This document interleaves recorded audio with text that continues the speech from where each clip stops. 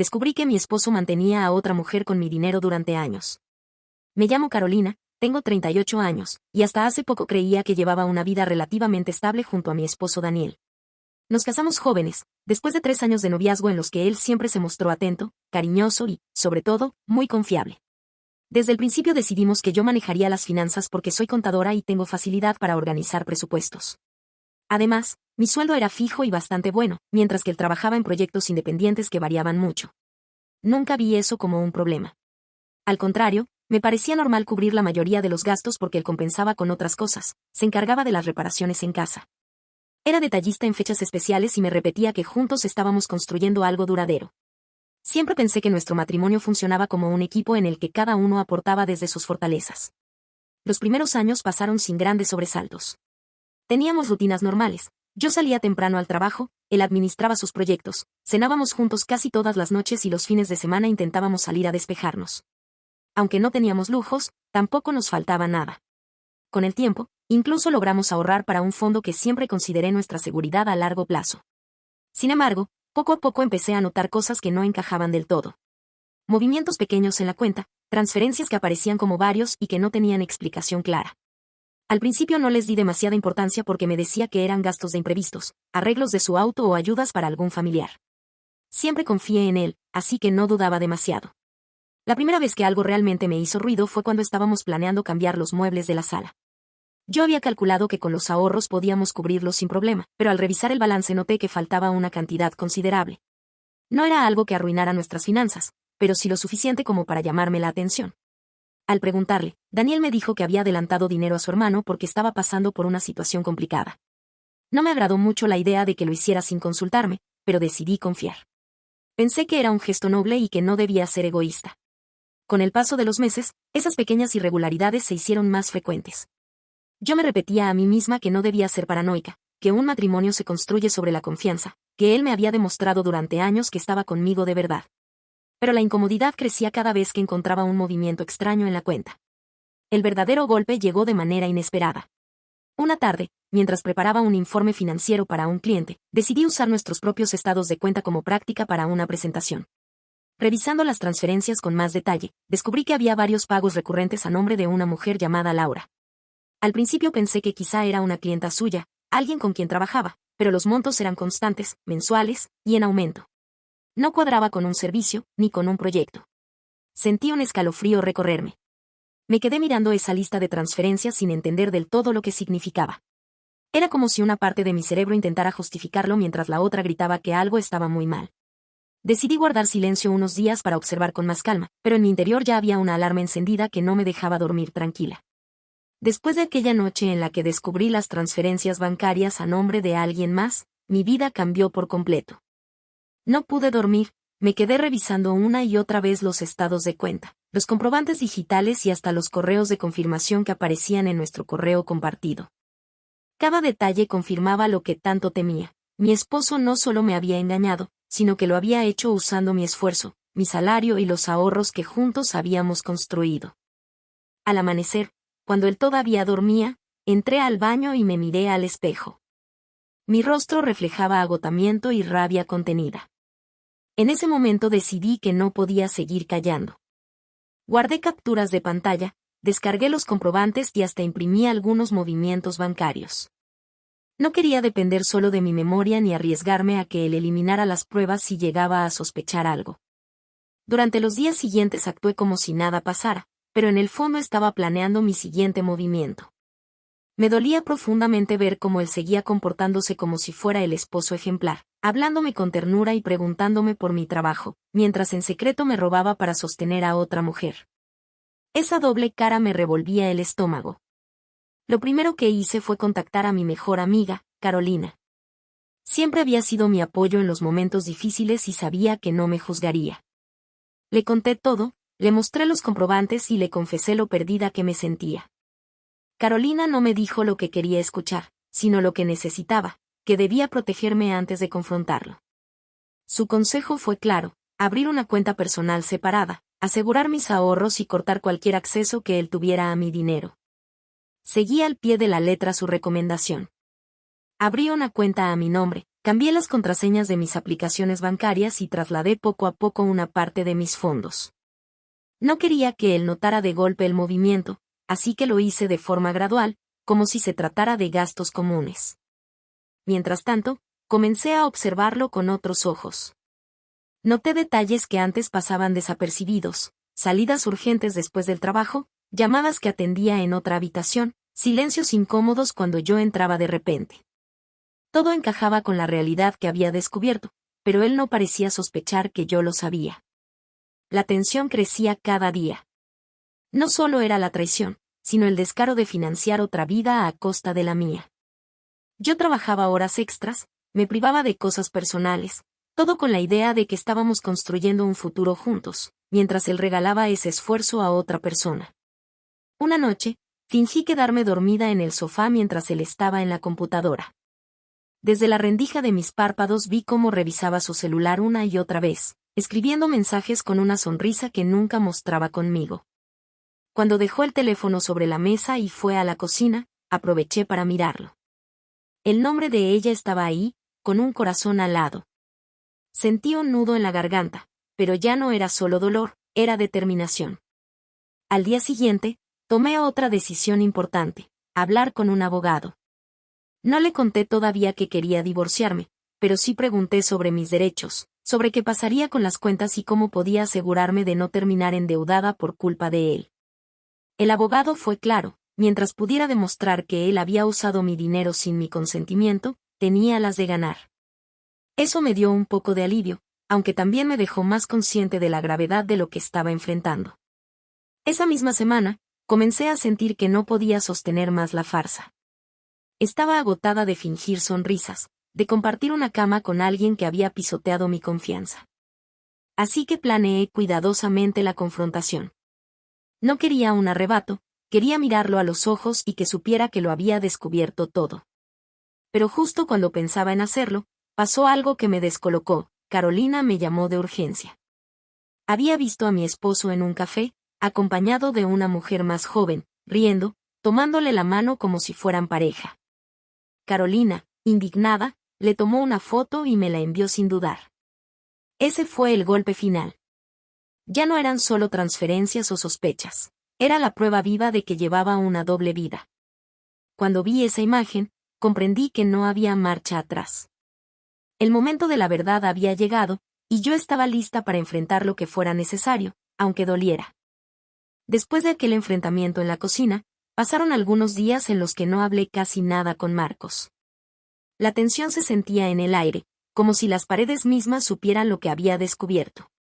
Yo intentaba seguir con mi rutina, pero cada vez que lo veía tomando el teléfono con cautela o desapareciendo con excusas poco convincentes, mi rabia volvía a encenderse. Me era imposible no recordar la manera en que él había tenido el descaro de mantener a otra mujer con nuestro dinero, mientras yo trabajaba sin descanso para sostener la casa y los planes que, según yo, compartíamos como pareja. Lo más duro fue enfrentarme a mi propia ingenuidad. Me preguntaba cómo había podido no notar las señales antes. Empecé a recordar momentos en los que Marcos inventaba gastos médicos, reparaciones en su auto o ayudas económicas a un amigo en problemas. Todo aquello, que yo había aceptado sin sospechar, cobraba un sentido completamente distinto. Sentí que mi confianza había sido usada como arma contra mí, que él se había aprovechado de la tranquilidad con la que yo siempre creí en él. Una tarde, mientras revisaba unos documentos, me encontré con varios recibos de transferencias que no reconocía. No eran grandes cantidades, pero sumadas formaban un gasto significativo que nunca habíamos conversado. Lo más doloroso fue que esas transferencias databan de hace años. Comprendí que no se trataba de un error reciente, sino de una mentira larga y sostenida. Eso me destrozó aún más porque me dejó claro que, mientras yo confiaba en construir un futuro juntos, él ya llevaba mucho tiempo viviendo una doble vida. Me preguntaba qué clase de relación tenía con esa mujer. ¿La veía como un simple pasatiempo o había algo más serio? La incertidumbre era insoportable, pero al mismo tiempo me daba miedo saber la respuesta. Parte de mí quería gritarle de nuevo, confrontarlo, exigirle detalles, pero otra parte estaba agotada y solo pensaba en cómo salir de esa situación con un mínimo de dignidad. Las noches se volvieron un tormento. Dormía mal, a veces lloraba en silencio para que él no me escuchara. No quería darle la satisfacción de verme rota, pero la verdad es que lo estaba. Había días en los que me levantaba con fuerzas y me decía que merecía algo mejor, y otros en los que la confusión me paralizaba. Lo que más me dolía era que, a pesar de todo, aún tenía sentimientos por él, y esa contradicción me estaba consumiendo. Un fin de semana, decidí visitar a mi hermana sin contarle lo que pasaba. Ella notó que estaba rara y me preguntó varias veces si todo iba bien en casa. Yo lo negué, pero su mirada de desconfianza me hizo darme cuenta de que no podía seguir ocultando el peso que cargaba. No quería que nadie me viera como una víctima, y menos aún quería que la gente supiera que había sido engañada durante tanto tiempo sin darme cuenta. Sin embargo, entendí que no podía enfrentarme sola a algo así. Cuando regresé a casa, Marcos estaba sentado en la sala con el televisor encendido, como si nada hubiera pasado. Ese contraste me dolió más que cualquier discusión, porque mientras yo me estaba desmoronando por dentro, él parecía vivir en absoluta calma. Sentí que no había arrepentimiento en él, ni culpa, solo el egoísmo de alguien que había hecho su vida a costa de la mía. Esa noche, en medio de mi desesperación, decidí empezar a guardar pruebas de todo.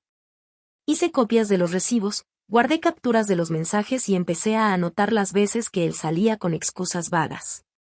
No sabía si algún día lo usaría en su contra, pero necesitaba sentir que tenía algún tipo de control sobre lo que estaba pasando. Me negaba a ser la mujer que soporta y calla, aunque todavía no tenía claro cómo ni cuándo iba a enfrentar lo que se venía. El dolor seguía ahí, pero también una chispa de determinación empezó a crecer en mí. Por primera vez en mucho tiempo, no sentí solo rabia o tristeza, sino una especie de claridad. Si Marcos había invertido tanto esfuerzo en engañarme, yo podía invertir el mismo esfuerzo en salir de aquello con la frente en alto. Y aunque aún no sabía cómo dar el paso final, lo tenía claro, la vida que yo había construido en mi cabeza ya no existía, y debía encontrar la manera de cerrar ese capítulo sin dejar que me destruyera del todo. Cuando finalmente logré que Marcos me dijera dónde estaba el dinero, la verdad cayó como un balde de agua fría. Me confesó que durante casi 5 años había estado depositando parte de mis ingresos en una cuenta conjunta que compartía con Clara, la otra mujer. Al principio pensé que había entendido mal, pero me lo repitió con frialdad, como si estuviera enumerando un error contable sin importancia. Lo que más me impactó no fue solo la traición, sino la naturalidad con la que me dijo que lo hizo porque Clara lo presionaba y porque él no podía darle lo que quería con lo que ganaba. Según él, mi sueldo era la salida más rápida y cómoda. Sentí rabia, pero también una extraña calma, como si de pronto me hubiera desconectado de todo lo que estaba escuchando. Fue en ese estado en que recordé todas las veces que él me decía que no alcanzaba para ciertas cosas o que yo debía controlar mis gastos. Me di cuenta de que me había hecho sentir culpable cuando era yo la que sostenía la casa. Esos momentos me revolvían el estómago, pero también me daban fuerza para no permitir que siguiera viéndome como su salvadora. No perdí tiempo y empecé a reunir pruebas. Revisé recibos, estados de cuenta, mensajes, todo lo que podía demostrar que el dinero que yo aportaba terminaba en manos de otra persona. Cada nuevo hallazgo me quitaba un poco más de aire, pero también me convencía de que estaba haciendo lo correcto. Descubrí pagos de renta, compras de muebles e incluso transferencias directas a Clara.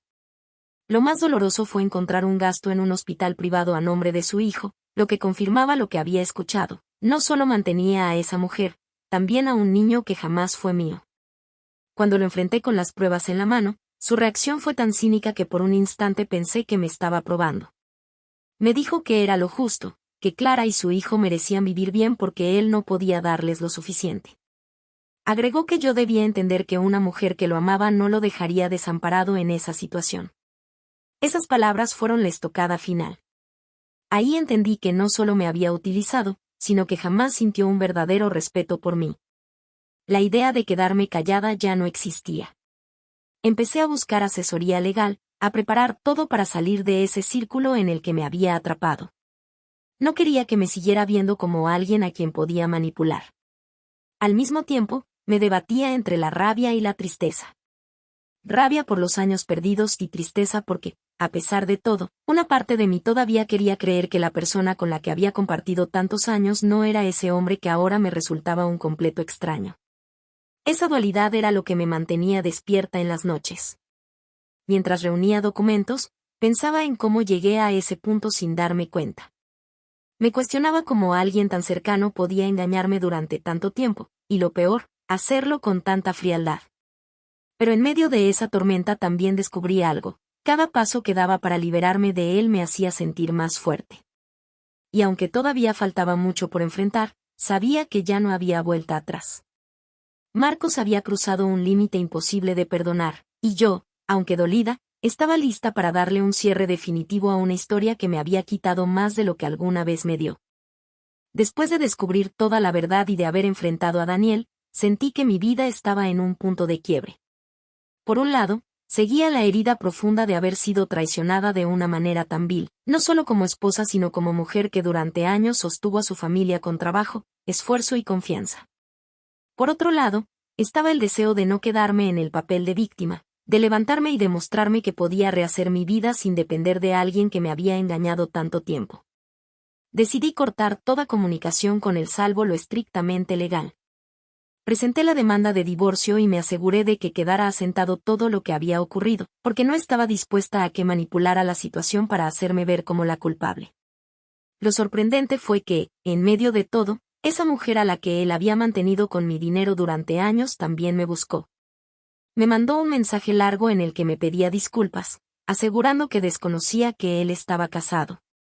Me confesó que él siempre le decía que era un empresario que tenía negocios y que por eso viajaba mucho, y que incluso le había prometido casarse con ella. Leer eso me revolvió por dentro. No porque creyera en su inocencia completamente, sino porque era evidente que Daniel había llevado su engaño a niveles que jamás imaginé. Con el paso de los meses, la situación se volvió más dura de lo que pensé. El divorcio no fue sencillo. Daniel intentó negarlo todo al inicio, pero cuando le mostré pruebas de los gastos y de las transferencias bancarias que coincidían con los movimientos de esa mujer, no tuvo más remedio que aceptar su responsabilidad. Sin embargo, lo hizo con un cinismo que me heló la sangre. Llegó a decirme que yo exageraba, que eso no era tan grave, que él lo había hecho porque se sentía insatisfecho y que, al final, yo debía comprenderlo. Escuchar eso me liberó de cualquier duda, no había nada que salvar en ese matrimonio. Alguien que es capaz de justificar años de engaño usando tu propio dinero no merece ni una lágrima más. Con el tiempo, empecé a enfocarme en mí misma. Me apoyé en mis amigos y en mi familia, quienes me demostraron que nunca estuve sola. Encontré fuerza en reconocer que toda la energía que había puesto en esa relación ahora podía invertirla en mí. Comencé a estudiar algo que siempre había dejado pendiente, un curso que me permitió crecer profesionalmente y abrir nuevas puertas. Fue como recuperar parte de la vida que Daniel me robó con sus mentiras. Y lo más sorprendente es que, poco a poco, empecé a sentir alivio. Ya no tenía que preocuparme por justificar gastos extraños, por dudar de cada palabra o por vivir en un matrimonio que en realidad era una fachada. Lo más irónico fue que, tiempo después, supe por conocidos que Daniel terminó solo. La mujer con la que me engañaba lo dejó en cuanto descubrió que no tenía la vida de lujos que le había prometido. Al perder mi apoyo económico y mis esfuerzos, todo se le vino abajo. Escuchar eso no me dio alegría, pero sí una sensación de justicia. Él mismo se hundió en el pozo que cavó con sus propias manos. Hoy puedo decir que cerrar esa etapa fue lo mejor que me pudo pasar. El dolor fue inmenso, la decepción me marcó, pero también me transformó. Aprendí que nunca más debo confiar ciegamente sin protegerme, y que el amor propio es más importante que cualquier relación. Mi historia no termina en la traición, sino en mi capacidad de salir adelante a pesar de ella. Lo sorprendente es que, al final, lo que pensé que era el final de mi vida resultó ser el inicio de una versión mucho más fuerte de mí misma.